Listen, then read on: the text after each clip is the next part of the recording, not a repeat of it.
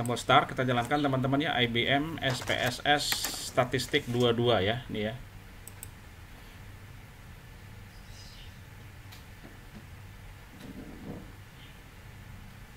Sebentar teman-teman, lagi loading dulu.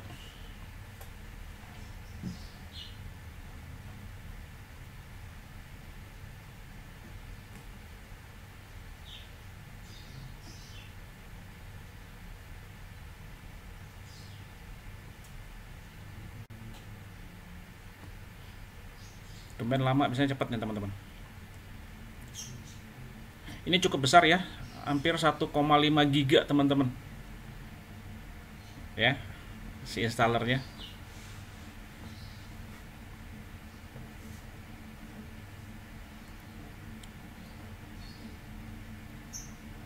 Oke, udah terlihat ya teman-teman ya. Nah, sekarang kita akan buat. Sudah terlihat ya? Sudah, Pak. Oke ya. Nah, ini tampilan pertama SPSS-nya. Lalu kita akan buat, pilih New Datasheet, gitu ya. Lalu kita klik OK, karena kita mau buat yang baru.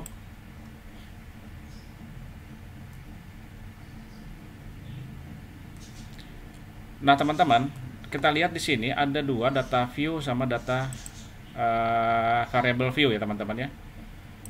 Itu. Nah, kita buat, klik dulu variable view. Maka kita akan butuhkan gini teman-teman, variabel X dan variabel Y, gitu ya, variabel X dan variabel Y, dimana itu adalah kita wakilkan dari data dependent dan data independent ya. Dimana kita buat untuk variabel name-nya yang pertama kita ketik X ya, itu untuk nanti merek teman-teman ya. Lalu kita pindahkan saja di sini. Maka yang kita rubah teman-teman dari sini, dari beberapa kolom ini adalah yang pertama untuk merek kita buat tipenya numerik, lalu desimalnya kita ganti dengan 0 saja teman-teman. Ini adalah untuk mengisikan berapa banyak digit desimal di belakangnya ya, karena kita di bilangan bulat semua, kita buat saja desimalnya 0. Lalu di sini labelnya adalah untuk X, itu labelnya adalah merek ya, merek. Lalu di sini value-nya yang kita rubah name, label sama value teman-teman, yang lainnya tidak usah. Lalu value-nya kita rubah, kita klik value-nya. Nah, sini teman-teman, pada saat kita rubah value-nya, maka value dan label di sini gitu ya. Tadi kita sepakat bahwa X ini untuk mewakili yang namanya merek. Lalu value-nya value-nya ada berapa? Ada 5. 1 tadi ya, 1 2 3 4 5 untuk A, B, C, D dan E. Maka labelnya kita buat apa? Coklat A. Lalu kita add. Sampai sini paham teman-teman? Paham, Pak. Oke ya. Lalu value yang kedua, nilai yang kedua adalah labelnya adalah coklat B. Lalu add lagi sampai ke 5 ya teman-teman, kan kita ada 5 varian ya, 3, lalu labelnya ada coklat C. Berikutnya lagi value 4, labelnya adalah coklat D. Oke, add lagi, lalu 5, labelnya adalah coklat 5, gitu ya. Add. Nah, setelah ini oke teman-teman, oke saja ya. Nah, kalau dilihat teman-teman, di sini kita sudah mengganti, setelah ini yang kita ganti adalah nama, lalu dengan desimalnya ya, desimalnya supaya kita tahu bahwa oh, ini kita tidak punya data desimal. Kalau ada desimal bagaimana Pak? Ya biarkan saja desimalnya ya, tergantung kita mau di 0, 2, 1 atau berapa. Tipenya numerik. Lalu di sini labelnya kita ganti merek, karena label ini adalah labelnya punyanya variabel X. Yang belakangnya biarkan saja teman-teman. Lalu yang kedua, name yang kedua adalah Y. Kita butuh variabel Y. Itu untuk apa? Itu adalah tipenya numerik. Labelnya kita kasih nama penjualan teman-teman, karena kita menjual coklat ya, penjualannya, data penjualan. Karena value penjualannya tidak ya, ini kan tergantung pada merek ya teman-teman ya, maka adalah independen. Maka value-nya none, seperti itu. Oke.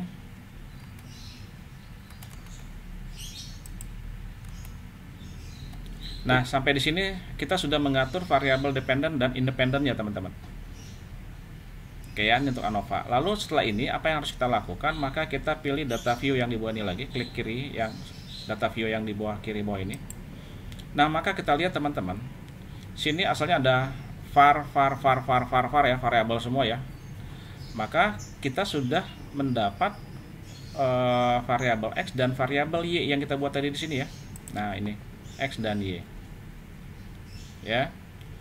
Lalu kita data view-nya seperti ini, X dan Y. Setelah ini apa yang kita lakukan? Maka kita, teman-teman, mengkopikan, memindahkan data yang sudah pada Excel itu ke sini. Ya.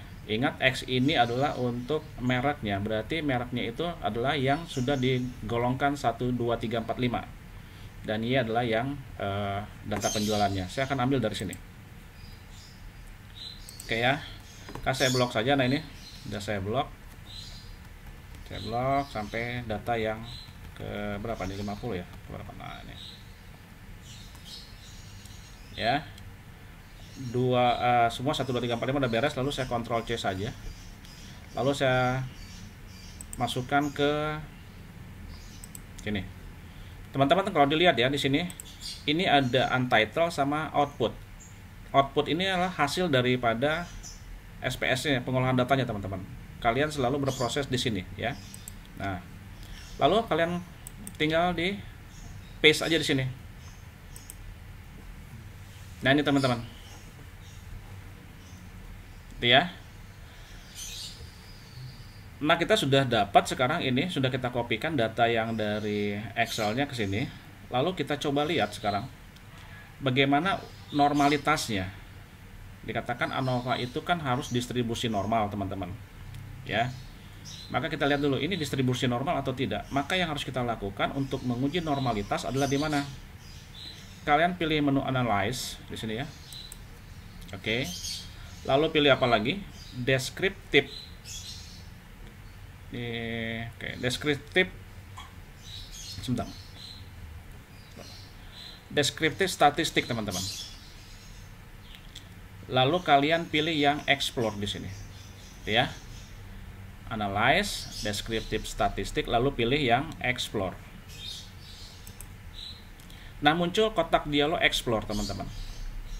Oke. Maka yang si penjualan ini kan berdasarkan faktor mereknya, teman-teman ya, A, B, C, D, E nya. Maka si merek ini yang X, maka masukkan, pilih dulu X nya, lalu masukkan ke faktor list di sini, teman-teman. Sedangkan penjualan ya, dia masukkan ke dependent list. Karena kan sudah tahu dependent list dan independent list itu apa artinya. Lalu masukin ke penjualan. Jadi si penjualan ini tergantung daripada faktor-faktor mereknya. Oke. Setelah dimasukkan semua, ini udah kosong, tidak ada lagi. Maka kita pilih yang plot. Ya teman-teman ya, sini pilih yang plot. Nah, pada saat masuk kotak, klik menu tadi tombol plot, maka kita masuk yang namanya kotak dialog explore plot, teman-teman. Setelah itu apa yang terjadi? Terjadilah gitu ya. Maka kita masuk ke normality plot with test. Klik checkbox ini. Ya, setelah masuk ke memilih normality plot with test, maka continue saja. Oke, kembali lagi ke kotak dialog explore, lalu di oke, teman-teman.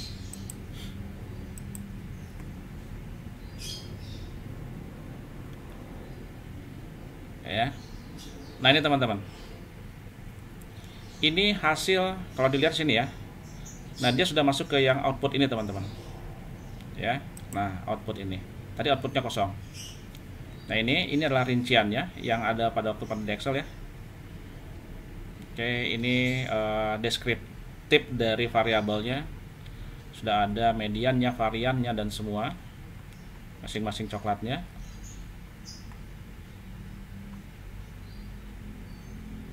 Nah, ini teman-teman.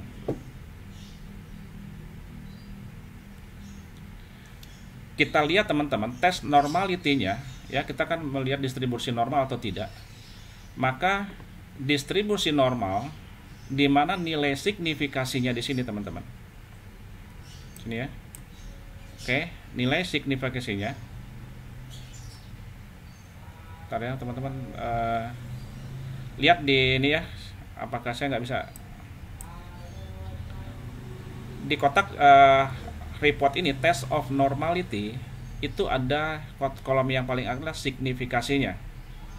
Kalau dilihat teman-teman di sini ya, dari coklat A sampai coklat E, oh ini sorry ya, bukan coklat 5, coklat E harusnya ya. Ini di atas 0,05 teman-teman. Jadi atas 0,5 ya. Berarti semua terdistribusi normal. Karena nilai signifikasi untuk distribusi normal adalah dia harus di atas alfa normal ya teman-teman ya. Nah ini. Jadi bisa dikatakan bahwa tes normalitinya inilah terdistribusi normal. Oke ya. Oke, masuk lagi nih. Nah, sekarang apa yang lagi kita lakukan teman? Maka kita melakukan uji ANOVA. Ya, uji ANOVA. Kita masuk lagi ke sini teman-teman. Ya, ke untitled ini. Nah, sekarang uji ANOVA, maka yang kita lakukan apa? Ya. Tadi kan menguji normalitas distribusi normal atau tidak. Sekarang kita masuk ke uji ANOVA-nya. Lalu kita pilih lagi analyze. Lalu kita pilih compare means, gitu ya. Lalu pilih yang one way ANOVA. Oke, seperti ini. Muncul lagi kotak dialog one way ANOVA, maka kita masukkan seperti tadi. Merek masukkan ke vector, sedangkan penjualan masukkan ke dependent list. Nah, sekarang setelah ini apa yang dipilih lagi? Pilih yang post hoc ini teman-teman. Oke. Maka kita pilih equal variances, asumsinya apa? Nah, kita pakai yang Tukey teman-teman. Takey ya, yang ini. Nanti dijelaskan Takey itu apa gitu ya. Saya akan buka nanti PowerPoint-nya. Takey ini, lalu kita pilih continue. Ini signifikan levelnya 0,5 ya, alfanya 0,05 teman-teman, distribusi normal. Kita sudah tahu bahwa distribusi normal 0,5. Lalu pilih continue. Setelah itu apa? Kita pilih OK teman-teman. Ya. Nah ini. Sekarang muncul ANOVA ya. Lalu ini ada multi comparison. Kita lihat teman-teman di sini. Ya, ada yang namanya sum of square ya, SS ya, ingat ya, between group, within group. Oke, saya pindahkan dulu teman-teman ke sini. Kita lihat dari yang nih. Kita bandingkan dengan hasil waktu kita menggunakan Excel teman-teman. Ya.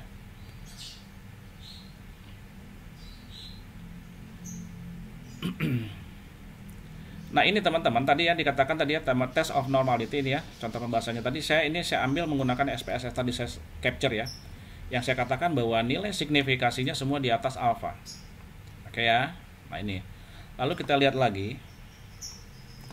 Sekarang bandingkan yang hasil Excel teman-teman, kalau kalian masih ingat yang ini ya. Nah yang ANOVA ini, yang saya ambil tadi screen capture-nya adalah apa ini? Yang hijau, saya kotak hijau adalah yang ininya, between group sama within groupnya. Ya, sama ya teman-teman ya. Lalu di mean square-nya itu ada ini 853143 hasil Excel. Lalu nilai F-nya ini enggak ada teman-teman. Oh sorry, ini ada ya, 3591 sama. Oke. Lalu ini ada signifikasinya. Hasil signifikasi daripada ANOVA itu ada 0,15. Di sini 0,148. Ini pembulatan teman-teman ya, 0,15 ini sama. Yang sini tidak ada nilai tabelnya teman-teman. Ya. Tetapi dengan ANOVA seperti ini, dengan ada grafiknya ya, tadi sangat lengkap, maka bisa kita katakan apa? Kita bisa menarik kesimpulan bahwa apa teman-teman?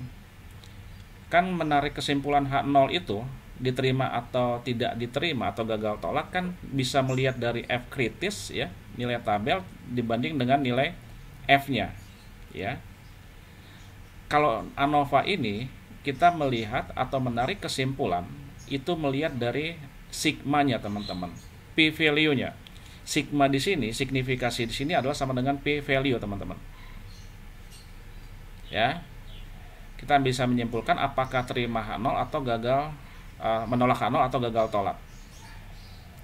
Ya, sekali lagi saya katakan bahwa mengambil keputusan ya menolak H0 atau gagal tolak itu bisa dari bandingkan F kritisnya dengan F nilai F-nya, kuning dengan kuning ini yang di Excel ya, atau di ANOVA ini melihat dari nilai signifikasinya. Nilai signifikasi ini pada Excel itu dengan p value. Nah, kalau kita melihat p value, maka kita harus bandingkan dengan apa? Bandingkan dengan alfanya teman-teman. Ini sama ya. Jadi kalau F kritis bandingkan dengan nilai F-nya, ini kan nilai tabel ya. Tapi kalau di ANOVA kita melihat signifikasinya 0,15 dibandingkan dengan signifikasi, sekali lagi p value bandingkan dengan nilai alfanya yang 0,05. Kita bisa tarik kesimpulan apakah terima H0, tolak H0 atau gagal tolak H0. Nah, seperti itu ya teman-teman ya.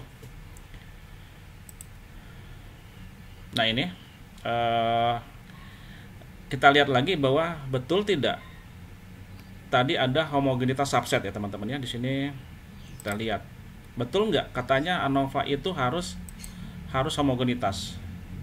Nah, ini teman-teman, kalau kalian lihat sini ya, homogenitas ini yang saya screenshot di sini kayak PowerPoint ini. Nah, ini apa yang maksud dengan TAKE-HSD ini teman-teman? Pengujian TAKE-HSD adalah perbandingan jamak untuk menentukan apakah rata-rata penjualan tersebut signifikan dalam jumlah varian atau tidak. Ya, seperti itu homogenitasnya. Nah, kalau kalian lihat di sini teman-teman, di sini ada coklat B yang 2 ya, subset for alpha 2 ini subset yang kedua. Ini kosong, coklat B, dan coklat C yang satunya kosong. Ya. Dari sini teman-teman bisa dikatakan melihat kesimpulan ini, kesimpulannya penjualan coklat B dan C ya, B dan C yang kosong ini yang berbeda. Ya, nggak ada ya. Kesimpulannya penjualan coklat B dan C yang berbeda. Yang lainnya sama. Sama maksudnya apa teman-teman? Ini berisi. Dan kalau dilihat dari rata-rata minnya 26, 30, 33, 37 ini tidak terlalu jauh teman-teman, tidak terlalu berbeda signifikan. Maka dianggap ini adalah homogenitas. Kecuali kalau 30 dengan 300 gitu ya, itu berbeda sekali. Tapi kalau selisih-selisih seperti ini dianggap homogenitas. Dan ini boleh dilakukan uji ANOVA. Yang kosong B sama C ini kosong. Maka ini disebut dengan penjualan coklat B yang berbeda. Ya. Dengan demikian variabel merek ya, ini teman-teman sebenarnya. Dengan demikian variabel merek hanya berpengaruh secara signifikan terhadap perbedaan rata-rata penjualan coklat B dan C, teman-teman. Ya, kalau di Excel kita tidak bisa temukan ini, teman-teman. Tetapi pada ANOVA ini bisa kita temukan, oh ini kosong. Berarti ini adalah yang berbeda. Artinya apa? Dengan demikian variabel merek hanya berpengaruh secara signifikan terhadap perbedaan rata-rata penjualan coklat B dan C. Itu ya teman-teman. Yang kosong ini yang menjadi faktor pembedanya teman-teman. Oke, seperti itu ya.